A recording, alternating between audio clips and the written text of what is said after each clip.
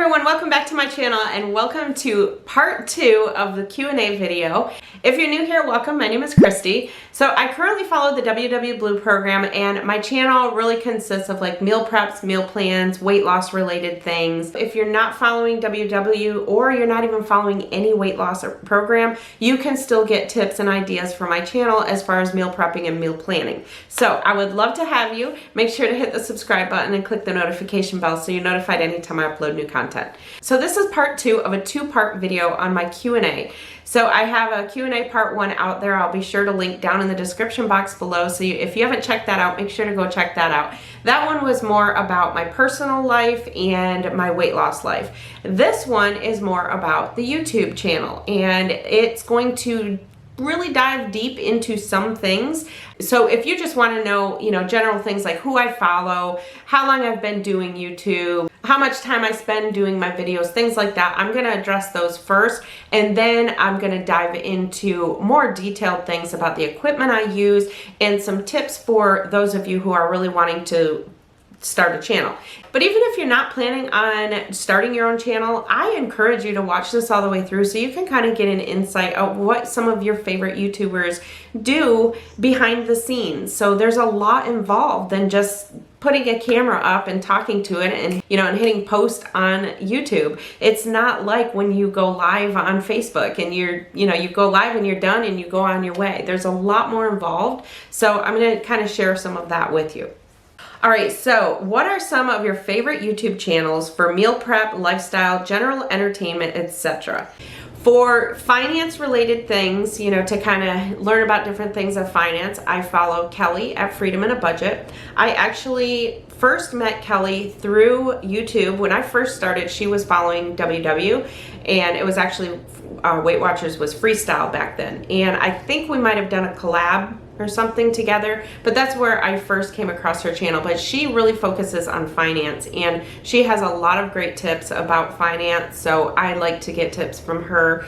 Then there's also ones that I follow that are YouTube related, which kind of teaches me about growing my channel and things like that.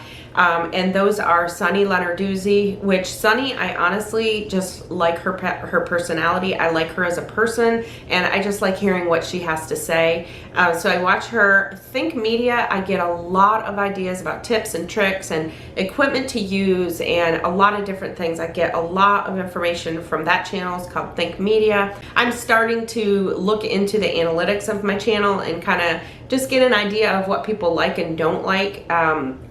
I didn't used to really pay attention to the analytics before, but I am now really starting to dig in and pay more attention to them, because I've learned that there are ways that I can find out what you as my viewers like. So I can look at a video and see where people dropped or skipped parts, and so that gives me an idea of what to work on for future videos. So while I didn't really used to pay a lot of attention to the analytics, I'm really starting to dig in and look at what I really should be spending my time doing. Meal preps will always be there, and I think my channel, that's my focus of my channel, is meal preps and meal planning, so I'll always do that. But the analytics are really starting to open my eyes to different things and ideas for the future. So now let's talk about who I watch for meal prep, weight related things. All right, so here's the thing with this one. I actually follow probably over 100 people that are in the WW community, the weight loss community, not even necessarily just WW.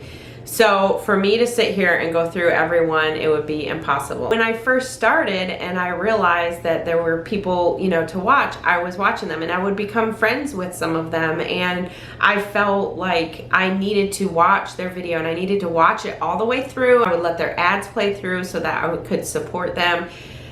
But here is what I found. I found I was spending more time watching others to try and show my support than I was making my own videos. And what happened is I started to compare the way that I do my videos to others, or meal preps. Other people doing meal preps. I found it really hard because it was almost like I have my own way of meal prepping. I do my meal prep the way that I do it. So watching someone else, I didn't feel like it was giving me ideas. I wasn't really getting ideas because I already had my own ideas. And what I found what was happening is I was comparing myself to them, and I was thinking, oh, well, they do it this way, maybe I should do it that way. And I just found that it was really creating a lot of undue stress on me. And I decided that the bottom line is I don't want to be doing videos like any other YouTuber. I want to be doing videos like Kristi. I want to be me, I want to be myself, and I want to use my own ideas, and I don't want to watch others and get ideas. So if I want to be successful in YouTube and I want to be able to bring you all really good content that is mine, then I need to just focus on me and my channel. And I know that sounds really selfish, but it's just the way that I had to be. So I try to support them as much as possible, but I just found that for me personally, it was really weighing heavy. And you all know that I don't do this full time. I have a full-time job, I have an at-home job, and I have YouTube. So my time is very limited. So I just had to make that change and just work on my videos and really focus on my channel rather than watching others. One of the other questions was, how much time do you spend on YouTube? And will I do YouTube full time? I have really invested a lot of time, energy, sweat, tears into my channel. So for me personally, my YouTube channel is a hobby. It is 100% a hobby. I don't ever think that I could make a living doing YouTube. I don't know that I would want to, and the reason being is YouTube can go away tomorrow. Come tomorrow, YouTube can be gone and we don't have YouTube channels anymore. Do I think that will happen? I don't really think so. I think YouTube is pretty stable, but it is a possibility. I don't know what the future holds for my channel or for the Planning Us Healthy brand. I would like to get more into blogging and doing things for my website. I have to look into some things there because I do have limitations on how many pages I have, which is why you haven't seen new recipes going up on my webpage because I am at my limit for pages. So I need to switch over to something else. So honestly, at this point where I'm at, I have a career, but what I would like to do is eventually get to where YouTube is my only at-home job that I'm doing. So I will always work at the courthouse. I will always work there full time. I have a pension there. I'm not going to be giving that up. But I am going to be retiring from there in another 12 years. So I'm looking for something down in my retirement years because I know how I am. I'm a workaholic and I'm not going to want to just retire and do nothing. So I am looking to do something down the road, but also I'm looking to replace my transcription business at home. I have been doing legal transcription, actually legal, corporate, and medical, but my focus right now has been over the past few years, probably about the last 10 years, has been on legal transcription. And I really want to ease off of that. So that is my goal. My goal is not to do YouTube necessarily full time, although I will say what's going to happen is I'm going to have 2 full-time jobs. I'm going to do my work at the courthouse full-time, but I'm also going to be doing YouTube full-time because pretty much that's the hours that I'm putting in now. So yes, how many hours do I put into YouTube? A lot. I will say when I do a meal prep video, not even counting the time it takes to film it. So when I film a YouTube video, when I film a meal prep video, I get all my stuff out. I'm pre-prepping for, to set up. I'm setting up my camera. I'm setting up different stations that I'm going to be filming. And then I do my filming and then I have to keep stopping, moving the camera, getting different angles. So, and then after that, I upload everything into my computer and then start the editing. I usually start with about 3 hours worth of film and condense that down into about 30 minutes. So the editing part of a meal prep video, if I were to take a guess, I would say that I probably spend about 15 hours just on my meal prep video. That's how long it takes.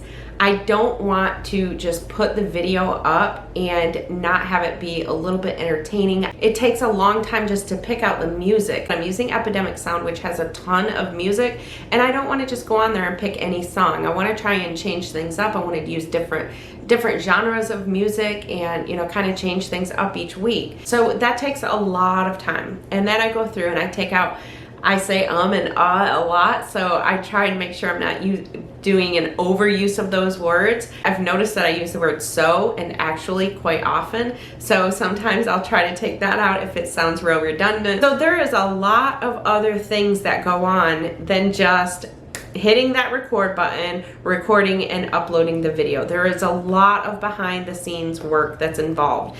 And so that's why you always hear us saying, please give this video a thumbs up, put any comments down below, because those likes and those comments are what tells YouTube that this is a good channel. And that is what in turn is going to be able to help us to make a little bit of money to compensate for the time that we spend. It doesn't matter really the number of subscribers you have.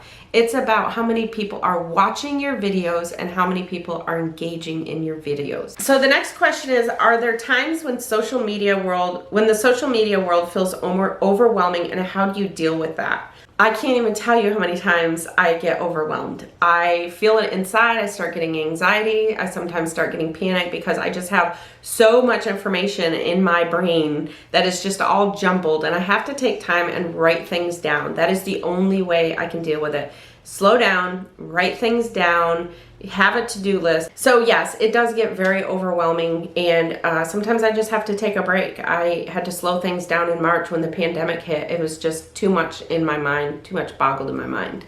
Okay, I'm gonna stick this clip in because I realized that there was another question that I forgot about, and also I'm gonna be doing a part when I show about my camera. There's another clip that I wanna stick in as well. So I have two clips that I'm gonna stick in here. So one of the questions that I completely missed was, you have done a review video before on a meal planner. Do you ever plan on doing any other review videos? So I did do a review of a meal planner a while back.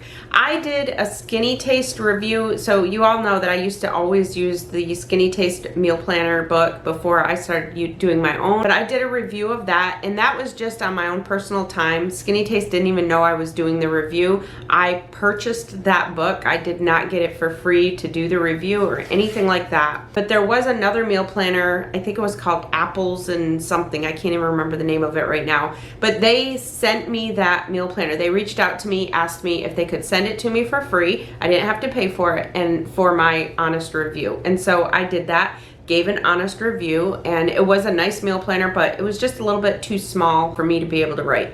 So other than that, I haven't done reviews. However, that doesn't mean that people have not reached out to me. At this point, I'm just not doing it right now.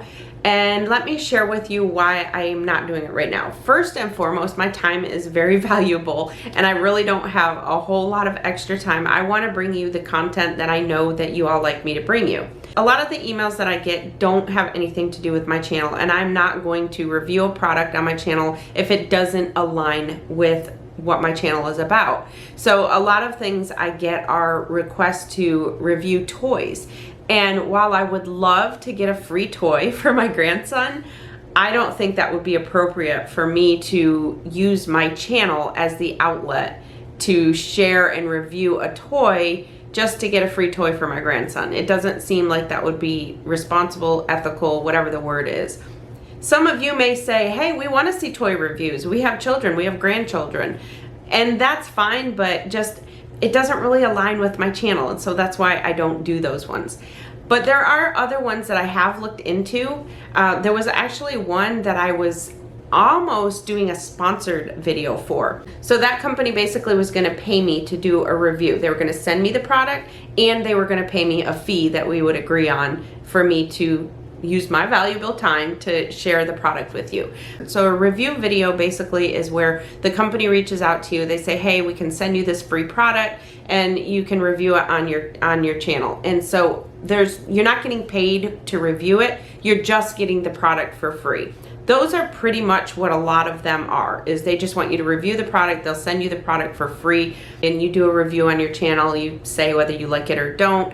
and that's pretty much a review product. Then there's a sponsored product where a company reaches out to you and they say that they'll sponsor your video or a part of your video. And in that situation, the company would pay me to talk about their product in a video. So why have I not started doing them? I have had my channel for 1.5 years and I've had a lot that reach out to me. I almost did a sponsored video last month. I was very close. But the reason that I didn't is there was something that I didn't feel comfortable with the company. So when a company reaches out to me and they want me to review something or they want to do a sponsored video, the first thing I do is pull and look as much information up as I can about the company.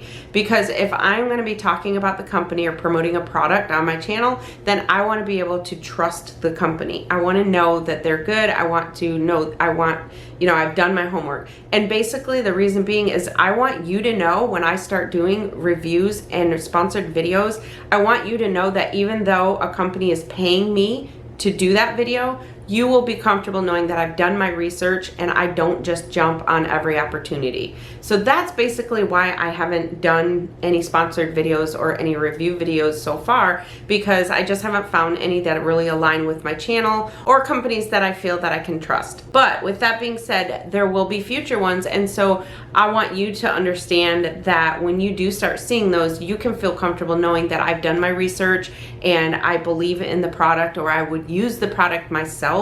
If I wouldn't use the product myself, then I am not going to put it on my channel and share it with you. Okay, so that is the part I wanted to add. So now we're going to jump back into the video where we were. Tell us about when you first started your channel. So I'm going to break this into pieces because this goes into a lot. This person wants to know, when I first started my channel, what equipment did I buy? What programs do I use? What free programs did I use to help me get started? How many videos did I do a week at the beginning? Suggestions on the most important things to do as you start a WW channel. What do you film on, and do you edit every film? All right, so let's go through and do the real quick, easy, one sentence answers. So how many videos did I do a week when I first started? I did about 3. I did my meal prep, my meal plan and grocery haul, and my weigh-in video. Sometimes I would stick a cook with me in, but for the most part, I did about 3 videos a week. The recommendation is to do 1 video a week. So if you are just starting a WW channel, or any channel for that matter, the recommendation is to do 1 a week and try to stay as consistent as you can. When I first started my channel, I started my channel in April of 2019. So I have only had my channel for just about 1.5 years, and it has grown so quickly. I am absolutely amazed at the growth of it. I was originally starting my channel for my family. I had no intent on, that I would end up with over 10,000 friends now, and I do, and I love it, and I'm having so much fun. It is a passion of mine. I am enjoying editing my videos. I would love, love, love, love, love to be able to have found this back before I had a career, so that I would be at a point in my life where this is all I did, because I seriously could see myself sitting here and doing so much. I put so much energy into my channel. There's so much I want to do, but I don't have the time to do it. Do I edit every film? I do edit every film. It doesn't take me as long to edit, like my weigh-in videos, but it does take some editing. I get like that. I get tongue twisted, and so I take different things out. Sometimes I just can't spell the words out, and I have to do 5, 6 retakes, so it just depends. All right, so I'm gonna kind of break the rest of the questions up into little clips, because I'm going to be showing you equipment that I use. So I'm gonna be using my camera, my phone, so I'm gonna kind of be flipping back and forth to show you different things that I'm using. Okay, one thing you are going to want is a laptop. And the laptop that I use, I actually just recently bought this. It's a Acer Nitro 5. I will say, however, that this does not fit a whole lot of stuff. I did purchase some extra memory for it. I just haven't gotten it put on it yet. I need to take it to work and see if they can put it on it for me. All right, so here is my camera on the tripod. So as you can see, I have one of the standing tripods. And this tripod I actually didn't have to purchase. My husband actually had this one. But this has these clips here that you can unclip and you can shorten it. So it's got clips there. So 2 sets of clips, so you can actually make this kind of like a desktop tripod. All right, so here is the tripod in its smallest state, I guess you could say, shortest state. So I have it actually sitting on the desk, which is something that is kind of cool, which I don't really use it too much for this feature, but if you needed to. So as you see, don't mind my mess. I had to pull everything out to get all my stuff out to show you stuff for this video. So I have a mess on my desk, but that is, you can kind of do that. So you could put it down, you can, you know, put one of them extended and then 2 of them on the desk if you wanted. So that's pretty much the setup of that. All right, so here is my phone. This is what I started filming with. So I have a Samsung, I don't know what it is, Samsung, I think it's an S6 Edge Plus. It's an old one. I think they're up to like this Samsung S20 now, but I don't like paying for phones. So for this, you have to purchase this little piece. Actually, I can't hold this. All right, so I had to put it up on here. I couldn't hold my camera in that too.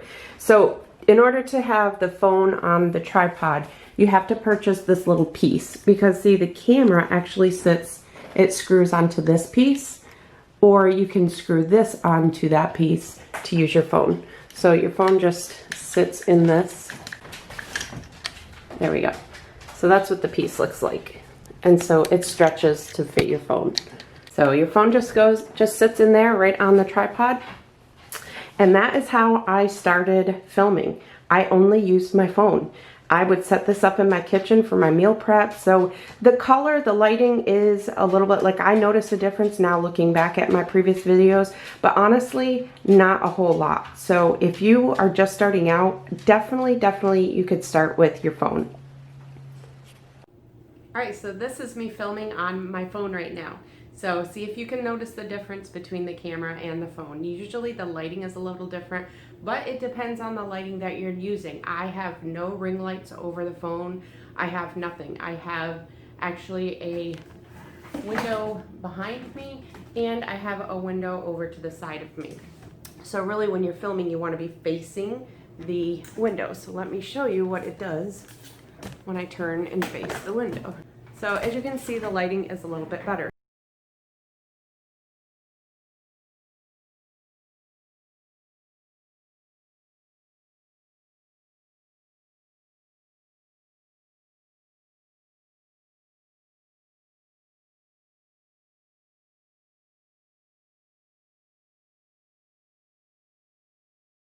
But to the audience, to your viewers, you don't look like you're talking to them. So you want to make sure that you are talking to that little camera, and it is very hard to get used to. It does take some time, but it's one of the #1 tips that I learned because it does really help you connect with your audience.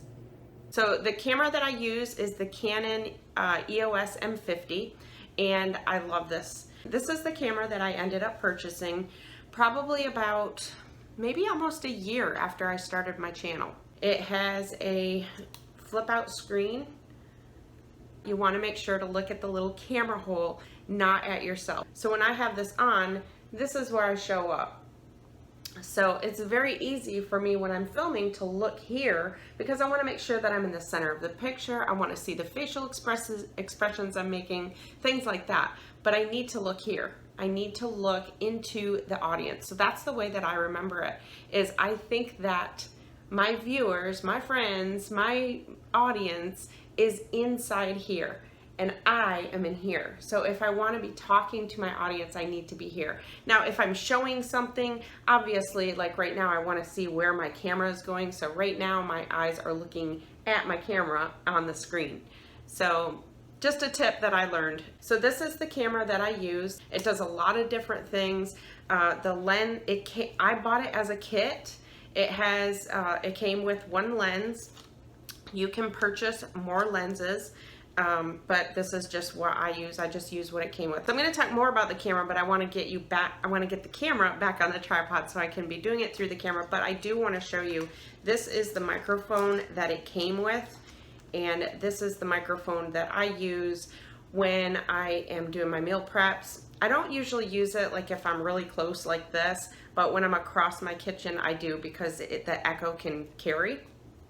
So this is what I use to just plug it in, and that's why whenever you hear me say I unplugged my mic for when I'm doing like stuff sizzling in the pan, that just means I've taken the mic out of the camera.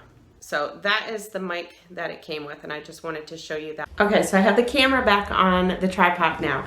So the camera is actually part of a kit. It came like this, and what came in this kit is the actual camera.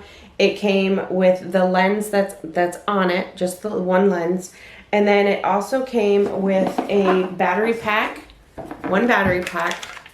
You're definitely going to want another battery pack. Definitely invest in another battery pack, which I'll show you in a minute, but let me finish showing you what came in this kit.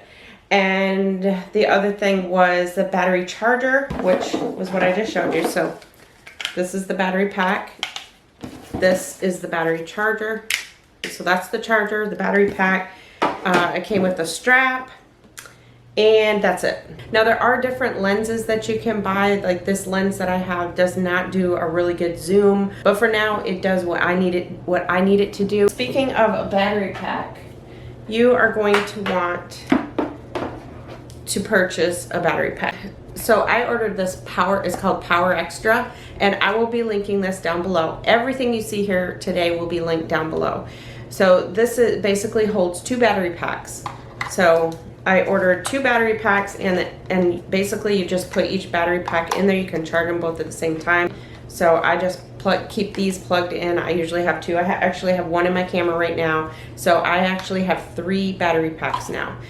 So definitely invest in that. I am not tech savvy, so I'm not going to get into like how long they last or how good they are, what's the best one. I will actually honestly refer you to places like Think Media. They do really like tech reviews and things like that. I would refer you to them. I'll put their link down in the description box below. But that's where I learned a lot of my stuff, the tips and tricks of YouTube and things to buy.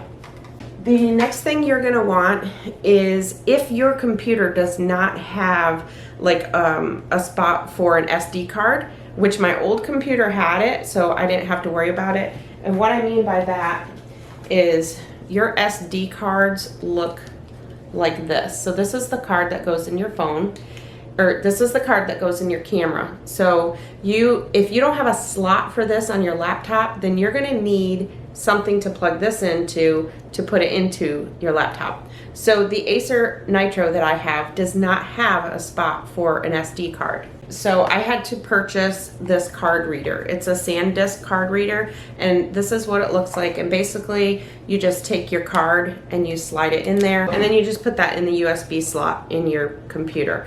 And if you find that you're very limited, if your laptop is limited on the USB slots that you have, you can purchase one of these. This is basically a hub, which you plug one piece in, and it gives you multiple USBs. So that's another option.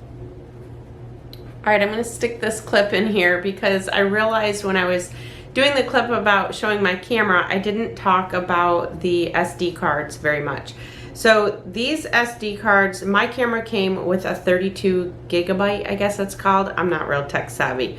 So this is a 32 gigabyte that it came with, and that's pretty small. So I purchased a 128 gigabyte, but I will tell you I will be purchasing many more of those. And the reason being is that it doesn't, like the 32 doesn't fit much on there. So if you have any intent of saving your videos, then you would definitely want to have some of these. So definitely invest in some more SD cards. So this piece here is what I use to connect my phone. So my phone just goes on that, and then I can just screw it into my tripod. The next thing that I would highly recommend is a handheld tripod. This is, you can either hold it or you can put it on the table like that.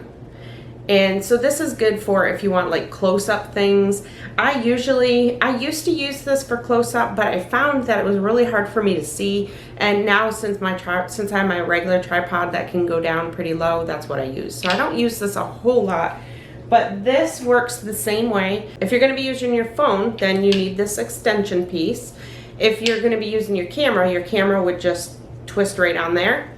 So with the phone, we need that extender piece. The cool thing about it is it has this little button here that helps to, you just push the button and it rolls, so you can really kind of set it the way you want it. So I would highly recommend investing in one of these. So as you saw, I have the microphone that goes onto my camera. That is good for just picking up sound from across the room. If you have any intentions on doing voiceovers, so for voiceovers, that would be where you see a lot of people that will take their film and they will, you know, film first and then talk over it. I just purchased this, but I wish I would have had it a couple months ago. I did a video back a couple months ago with deviled eggs and also one for macaroni salad.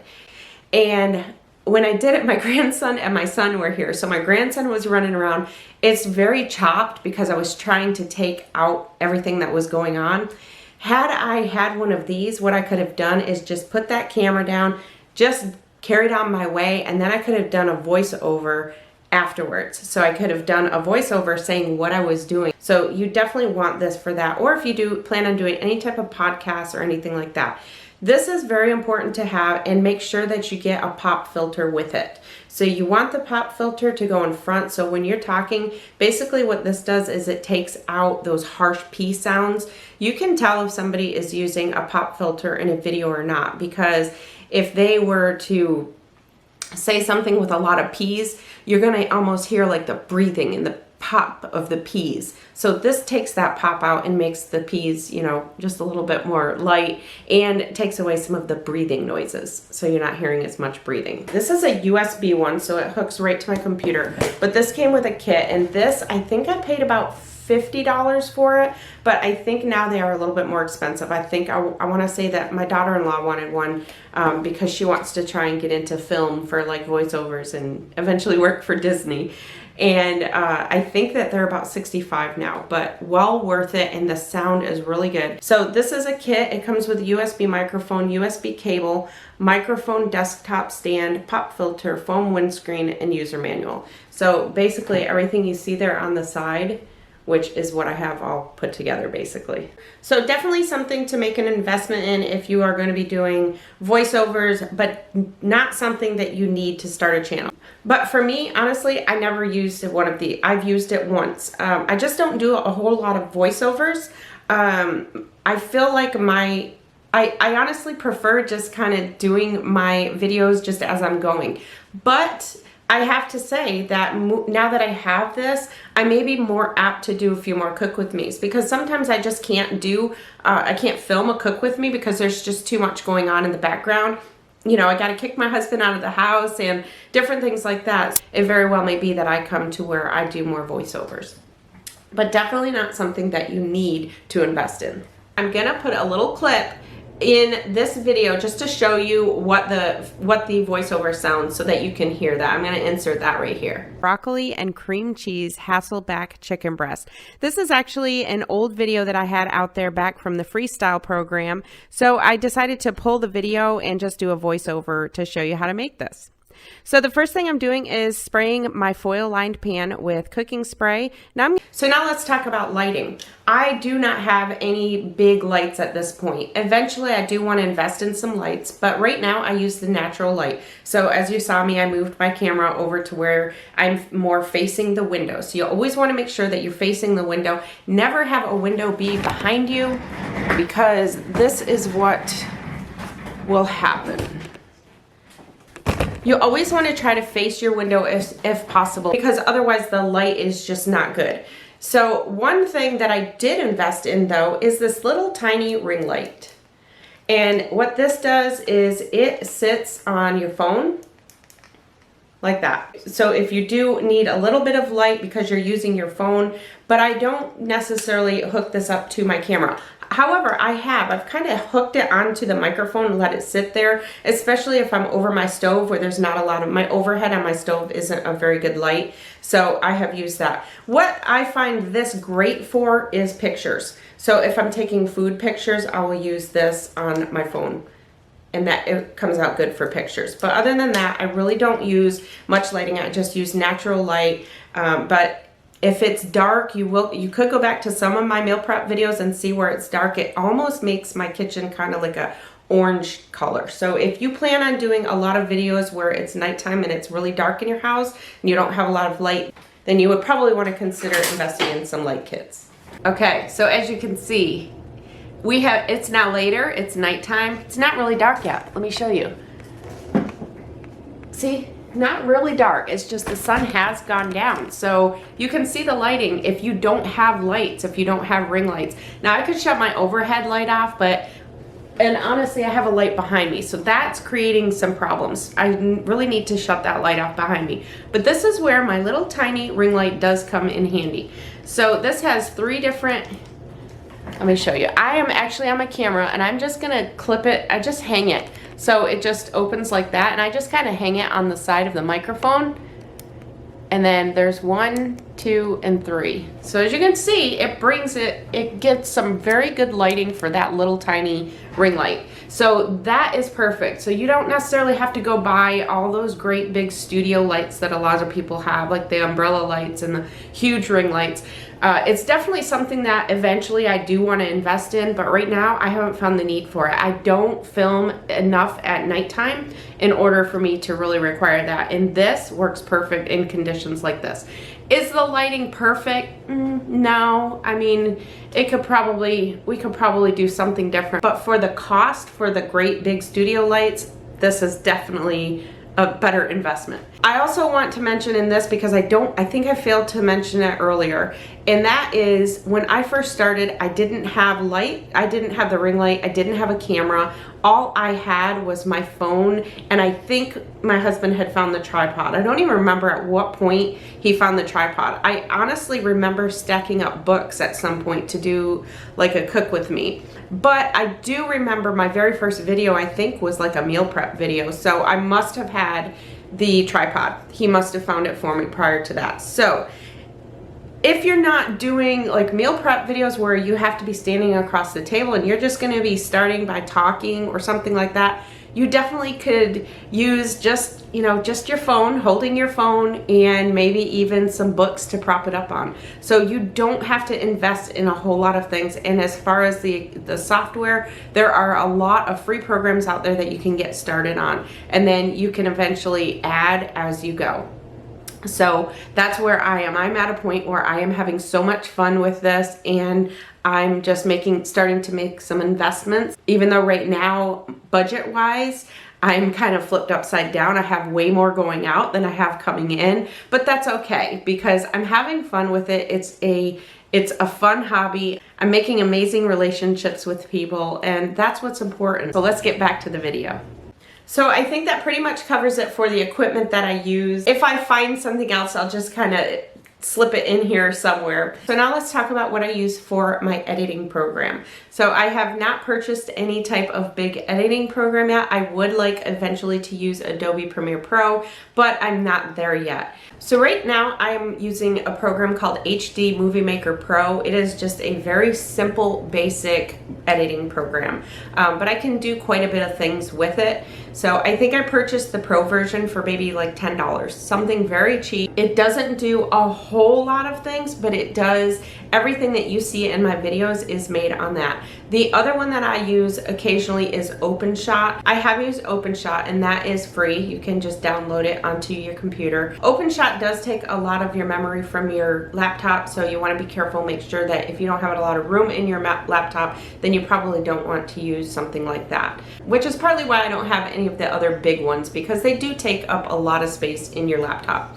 So pretty much everything that I do for editing, I do within that HD Movie Maker. So also I have to say that I do my editing in the HD Movie Maker, but then I upload it to YouTube and I do what I call a final cut in the YouTube editor. So YouTube has a studio editor that you can do You can't really do a lot in there, but you can cut out different sections. You can, remove parts. And so I will do a final cut in there. Sometimes, a lot of times, I'll realize that I feel like my video is just too long, or I'm going on and on about something. I'll try and cut different parts, and I can do that from within YouTube. The only thing you can't do is you can't add to things. Once it's uploaded to YouTube and I've posted, I can't go in my video and add anything to it. After I've posted it and you guys are watching it, I can go in and remove things, but I cannot add words. I can't put any text up on the screen. I can't add clips or anything like that. The only way for me to do that would be to completely take it down and then put it back up. So I use Canva for my thumbnails. They have a lot of different templates and texts and things like that that you can use. And you'll see a lot of channels like mine have thumbnails that are intended thumbnails, is what I call it. Meaning we made that picture specifically for the thumbnail. So my meal preps, usually what I do at the end of my meal preps, I just make different faces, different poses and things like that so that I can capture one of those images to use for my thumbnail. So the thumbnail is one of the most important things as far as YouTube goes, as far as catching somebody's eye, making somebody click on that video. The thumbnail is probably, in my opinion, one of the most important things. And you can see if you look back to my earlier videos that I didn't realize that then, and my thumbnails weren't the greatest. I'm trying to learn what works and what doesn't. They say that emotion works. In all these little classes that we can take about YouTube, we're taught that you should be emotional in your thumbnail. That's what makes people want to click. So that's why you see that in some people. I've actually done a few like that.